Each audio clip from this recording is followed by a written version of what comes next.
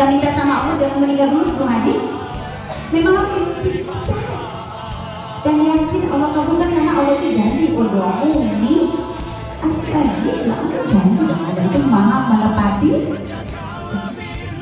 Cuma janji itu tertunaikan kalau syaratnya terpenuhi. Mari kita penuhi syaratnya, setuju? Bapak itu gak berpilihan lain. Mari kita penuhi syaratnya, setuju? Gak ada pilihan lain, itu yang harus kita lakukan. Maka dalam ruangan ini, karena saya katakan tidak satu jalan ke tengah, jangan ambil reguler kayaknya Bapak Ibu. Jangan ambil reguler. Maka kita berpikir kita akan haji plus atau haji forever. Mau? Saya kasih bocoran tentang diri saya. Kayaknya ada yang saya tulis. Gak boleh pakai.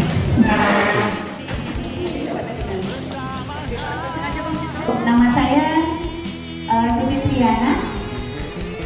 Saya di HRD sekarang sebagai Loyal Prom Executive Director. Itu pangkat tertinggi di HRD, alhamdulillah. Dan insya Allah teman-teman saya insya Allah akan segera menyusul, termasuk Bapak Ibu. Amin. Baik, alhamdulillah saya di posisi Ambassador Leader Club. Jadi ada kelas-kelas di HRD. Paling tinggi Presiden Leader Club itu 10 orang orangnya. Nomor 2 Ambassador Leader Club 23 orang. 22 sekarang karena beliau udah wafat 22. Kemudian Staff Leader Club itu 40 sekian, lupa saya 44 kalau saya tidak salah. Selebihnya Leader Club, selebihnya Executive Director, selebihnya tidak Loyal Executive Director, selain Executive layak dari belakang ada ID, ada Ibu ya, ada Bu, ada Kak Nisa itu Executive Director. Dan semua kelas itu menunjukkan penghasilannya. Jadi kalau Bapak Ibu lihat di sini ada tampil kayak gitu ya, Leader Club, Ambassador Leader Club ini kelasnya, dan kelas itu menunjukkan uangnya. Kelas itu menunjukkan uangnya. Kelas itu menunjukkan. Kalau satu hari nanti Bapak Ibu di posisi saya mau? Pertanyaan saya, Bapak Ibu untuk menuju di posisi saya ada perjuangannya. Bapak Ibu mau? Itu yang mau saya tanyakan. Karena semua orang mau punya uang banyak, tapi pertanyaannya mau nggak di perjuangan menuju uang banyak? Itu pertanyaan saya. Mari kita lanjut. Bapak sekalian, nama saya ini, saya seringnya di Bukit Tinggi. Kadang kalau pas di Bukit Tinggi. Kadang-kadang kalau lagi ingin di Pekanbaru, di Pekanbaru. Ya, kalau lagi ingin di Pasaman, di Pasaman. Kalau lagi ingin di Jawa, ya pindah-pindah. Kenapa pindah-pindah? Saya pikir tidak harus rumahnya di satu rumah, maka saya kasih nama rumah pertama. Waktu saya punya rumah baru satu, saya sebutnya rumah pertama. Sebutnya supaya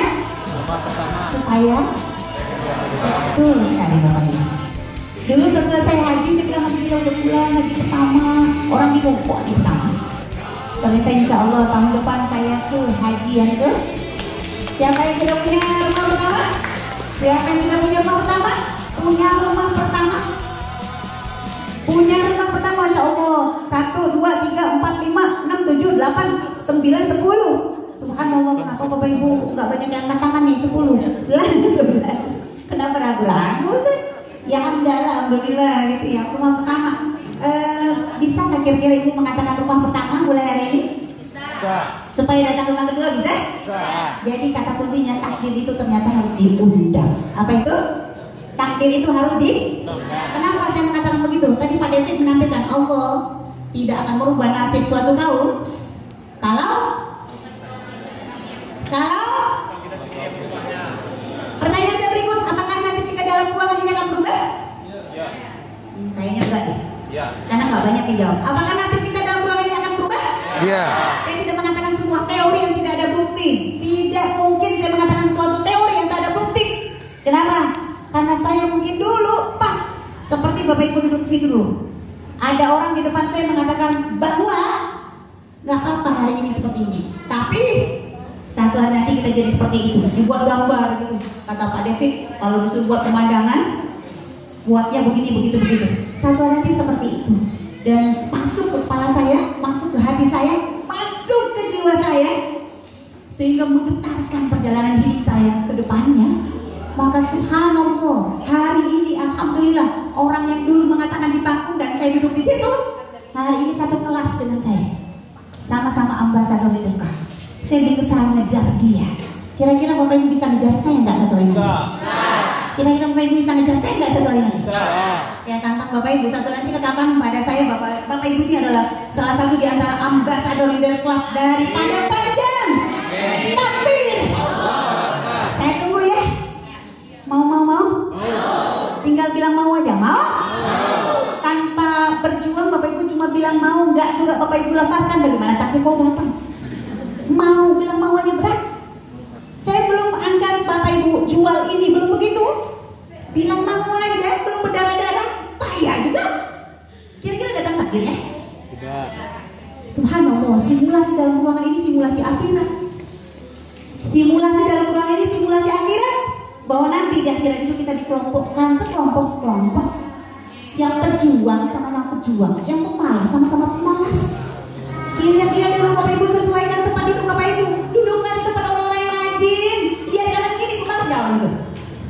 Lihat wajah itu pemalas apa lagi? Kalau dia kelihatan pemalas, pindah tempat duduk begitu.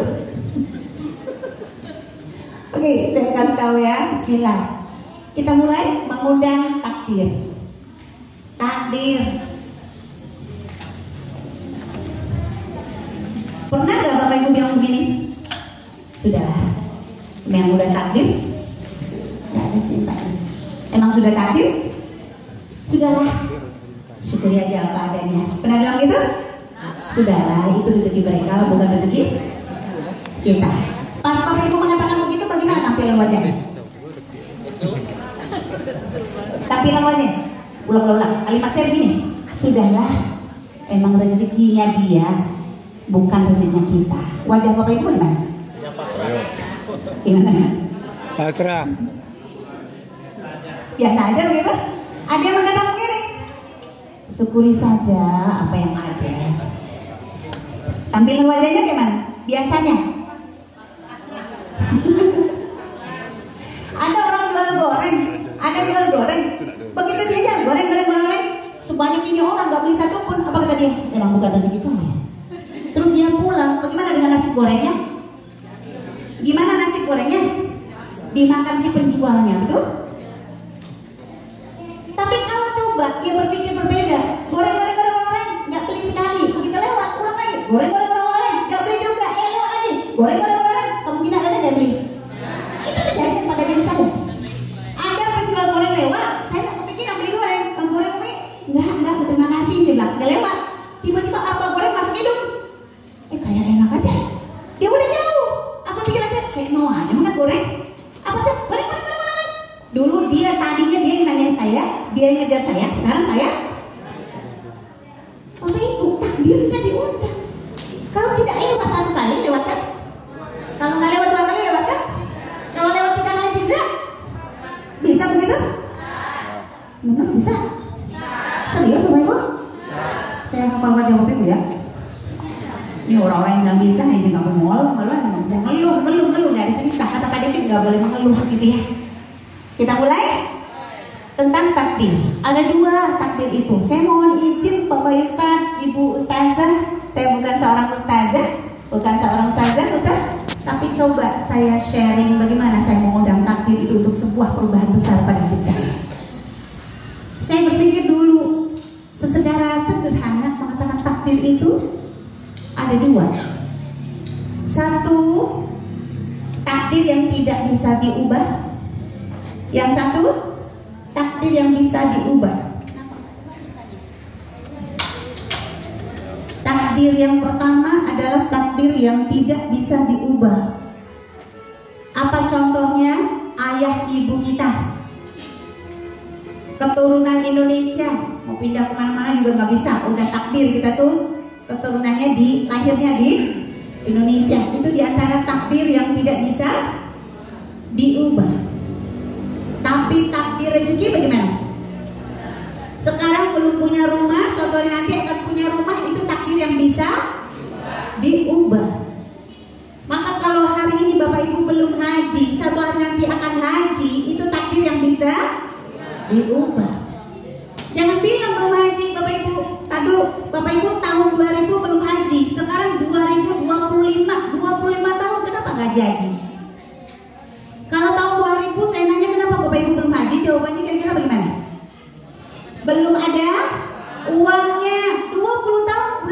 25 ya. 25 tahun berikutnya, ketika saya tanya lagi, Bapak Ibu kenapa belum haji juga? Misal kita ketemu lagi 20 tahun berikut, Bapak Ibu belum haji juga, jawabannya apa kira-kira? 45 tahun, jawabannya sama. Ya kamu masih hidup, kamu udah wafat. Subhanallah, Masya Allah. Lalu kita merubah mindset kita seperti yang Pak David mau di mana nih?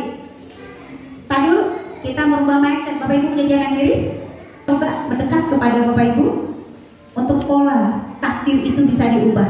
Tapi Bapak Ibu bersediakah Bapak Ibu saya ajak? Syaratnya Bapak Ibu harus memposisikan diri Bapak Ibu sebagai seorang pembelajar. Mau? Bagaimana seorang pembelajar itu ketika dia akan belajar? Dia membuka hatinya. Apa ciri orang yang membuka hatinya? Dia memperlihatkan wajah jernihnya. Seperti apa Rasulullah menghargai sahabat? Rasulullah itu kalau bertemu dengan sahabat ngomong, itu memposisikan duduk beliau itu lurus gini dan wajah ngadep situ.